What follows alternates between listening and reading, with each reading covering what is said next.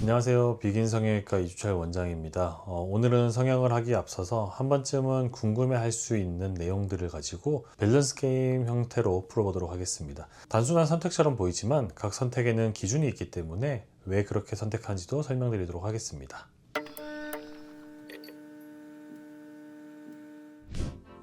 저는 말이 많은 환자가 차라리 낫다고 생각을 합니다. 일단 기본적으로는 말씀을 아예 안 하시고 내가 좋아하는 부분, 내가 원하는 부분 뭐다 정확히 표현을 하지 않으시는 분보다는 어쨌든 이분이 원하는 부분이 이런 거구나 라는 부분을 제가 좀 파악을 할 수가 있다. 그런 부분에서 좋다라고 생각을 하거든요. 이 성형수술이라는 게 아무래도 결과가 중요하긴 하지만 환자의 그런 만족도가 굉장히 중요한 부분이다 보니까 내가 원하는 코, 어떤 가능한 범위 이런 부분을 상담할 때 우리가 충분히 대화를 나누면서 맞춰야 수술 후에 만족도가 제일 높아질 수 있다고 생각을 합니다. 그래서 상담을 오시게 되면 눈치 보고 그러지 말고 최대한 많이 물어보시고 얘기하시면 좋을 것 같아요.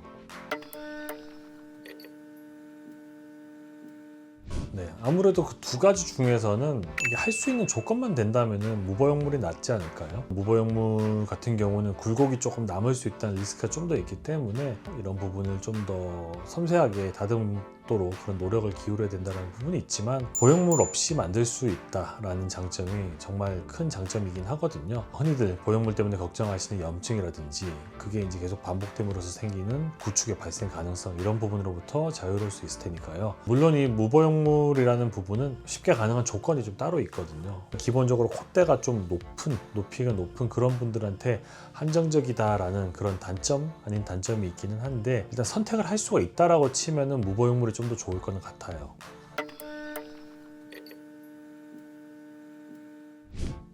저는 자연스러운 코에 한 표를 줄 것 같아요. 사실 이거는 굉장히 개인적인 어떤 성향이 아닌가 싶기는 한데요.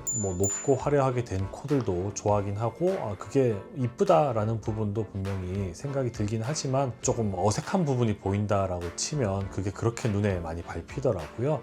기본적으로 주변 얼굴과 잘 어울리는 자연스러운 코를 선호를 하고요. 그리고 그 안에서도 어떤 비주도 적당히 잘 나오고 그러면서 주변 콧볼이라든지 코끝에서 콧볼로 넘어가는 그런 부분들이 자연스럽게 잘 이어지는 그런 자연스러운 코를 선호합니다.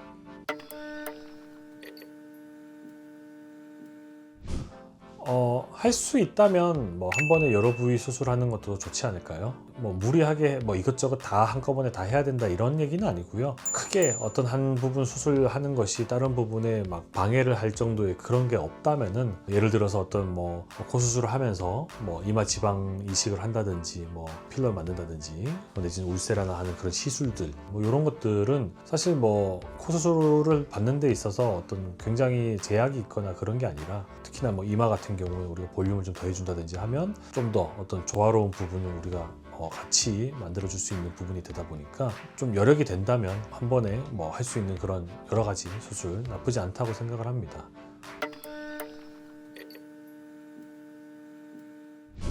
둘 다 당연히 나쁘긴 하죠. 둘 다 나빠서 둘 다 못하시게끔 하기는 하는데 좀 더 나쁜 걸 찾는다면 흡연이 좀 더 나쁘지 않을까 생각을 해요. 코라서 코끝에 피부 밑에 지방이나 어떤 그런 조직들을 제거를 하는 그런 경우도 있고 낮은 코 같은 경우는 낮기 때문에 또 밀어주는 코끝을 높여주는 그런 상황이 또 생기고 하기 때문에 그러다 보니까 아무래도 코 수술하는 데 있어서는 코끝에 혈류가 상당히 안 좋아져 있는 그런 경우가 많거든요. 근데 이 부분에서 우리가 흡연을 했다 이런 상황에서 흡연을 했다라고 한다면은 흡연 자체는 실질적으로 혈관을 수축시키기 때문에 코끝으로 가는 그런 혈류를 차단시켜 버리는 그런 효과가 생기기 때문에 그래서 음주도 나쁜 부분이겠지만은 굳이 이 두 가지 중에서 우리가 선택을 한다면 흡연 쪽이 더 나쁘다라고 말씀을 드릴 것 같아요.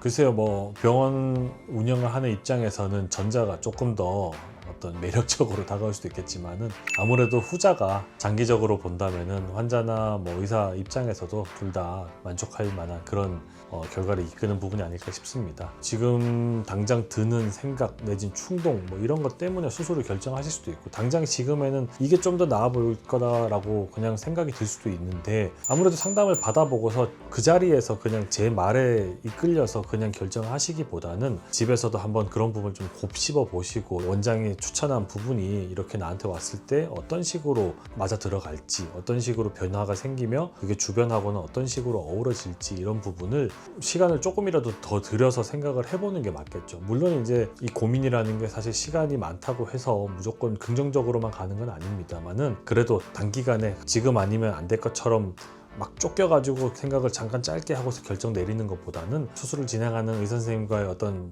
상담, 이걸 통해서 충분한 고민을 해보시고 결정 자체를 하냐 마냐도 그렇고, 수술을 결정을 할 때도 또 세부적으로도 모양이라든지 이런 부분도 조금 더 생각해 보시고 그렇게 결정하는 게 맞을 것 같습니다.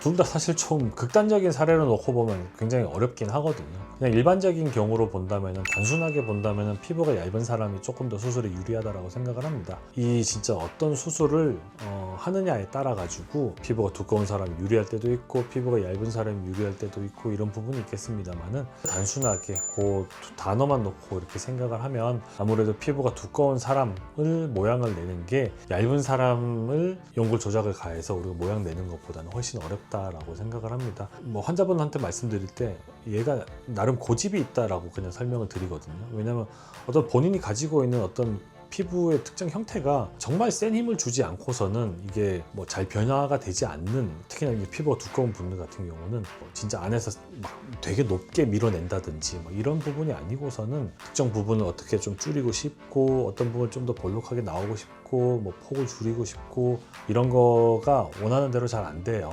원하는 것처럼 잘 안 되는 게 피부 두꺼운 분들한테서 좀 더 많고 좀 일반적인 그런 상황이기 때문에, 물론 이제 얇은 분들은 안쪽에 연골 상태가 너무 또 잘 드러나기 때문에 그걸 또 커버를 하기 위해서 우리가 거기다가 근막이든 진피든 내지는 연골이든 어떻게든지 조금 더 부가적으로 더 떼야 되는 그런 상황이 생기긴 하겠습니다만, 그래도 얇은 피부가 조금 더 결과 내는데 좀 더 유리하다고 생각을 합니다.